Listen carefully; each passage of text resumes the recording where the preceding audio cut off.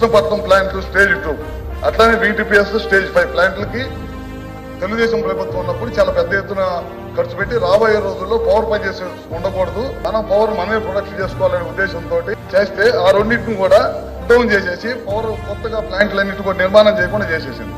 అదేవిధంగా పోలవరం ప్రాజెక్టు దాదాపు 900 మెగావాట్లు వచ్చే ప్లాంట్ ని 70% పూర్తయిన పోలవరం ప్రాజెక్ట్ ని అదేవిధంగా ఆ ప్లాంట్ కూడా అట్లానే వదిలేసింది అనమాట. విద్యుత్ సంస్థలకు సంబంధించిన డబ్బులన్నింటిని కూడా బెవరేజ్ కార్పొరేషన్ కి మళ్ళీ చిన్న కార్యక్రమం చేసింది. ఇట్లాంటి 1 కాదు 2 కాదు అన్ని కార్యక్రమాలు చేసి విద్యుత్ వ్యవస్థను అన్నింటి కూడా సర్వనాశనం చేసిన విషయాన్ని మీరు ఒకసారి గమనిస్తారు సార్. ఈ ప్రభుత్వం అధికారంలోకి వచ్చిన తర్వాత పూర్వవైభవం తీసుకురావాలనే ఉద్దేశంతో ఎక్కడ కూడా ప్రజల మీద భారం పడకుండా ఉండాలనే దానికోసం విద్యుత్ కొనుగోలు గతంలో 9 నుంచి 10,000 కోట్ల రూపాయలు ఇవన్నీ షట్ డౌన్ చేసిందే కాకుండా 10,000 కోట్ల రూపాయలు ఖర్చు పెట్టారు ఓన్లీ విద్యుత్ కొనుగోలు మీద, షార్ట్ టర్మ్ పవర్ పర్చేజెస్ మీద.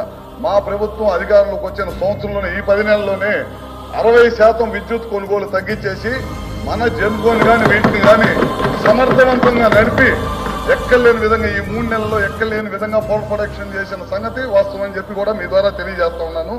అదేవిధంగా తయారైన విద్యుత్ వేస్ట్ కాకుండా కేంద్ర ప్రభుత్వం సహాయ సహకారాలతోటి బ్యాటరీ స్టోరేజ్ కూడా తీసుకొని త్వరలోనే స్టార్ట్ చేయబోతున్నాం. టెండర్లు కూడా పిలిచాం, త్వరలోనే స్టార్ట్ చేయబోతున్నాం.